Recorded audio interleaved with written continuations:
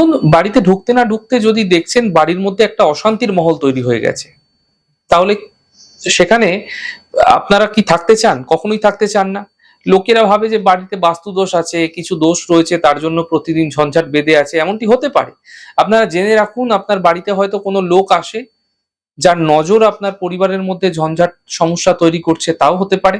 তার পারিবারিক লোকের ওপর কিন্তু বিশেষ প্রভাব পড়ছে।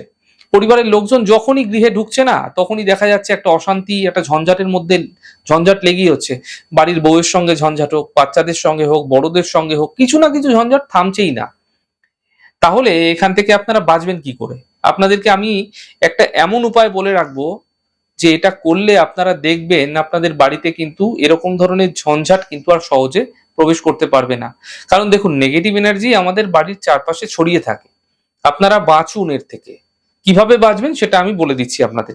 দেখুন, একটা ছোট্ট সাদা চন্দন কাঠের টুকরো নেবেন, মোটামুটি 3-4 ইঞ্চি সমান একটা নিয়ে নিলেন। চন্দন কাঠের টুকরোর মধ্যে ভালো করে লাল সুতো পেঁচিয়ে নেবেন, অর্থাৎ ওই যে যেটা হয় না কি, লাল রঙের আপনার মোটা যে সুতোগুলো হয়, সেই সুতো আপনারা ভালো করে পেঁচিয়ে নেবেন, যেন কোনোভাবে চন্দন কাঠটা দেখা না যায়। ভালো করে পেঁচিয়ে নেবেন। পেঁচিয়ে নেওয়ার পরে সেই লাল সুতো পেঁচানো চন্দন কাঠটিকে আপনার গৃহের যে সদর দরজা রয়েছে না, সেই সদর দরজার উপরে আপনারা টানিয়ে দিন। যে কোনো সোমবার দিন এই প্রক্রিয়া করবেন।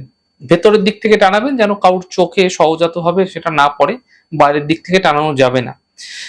টানিয়ে দিন এবং আপনি দেখবেন বেশ কিছুদিন পর থেকে আপনারা রিয়েলাইজ করবেন নিজের মধ্যে, নিজের গৃহের মধ্যেই যে অশান্তি যেগুলি চলছিল সেগুলি ধীরে ধীরে প্রশমিত হয়ে যাচ্ছে।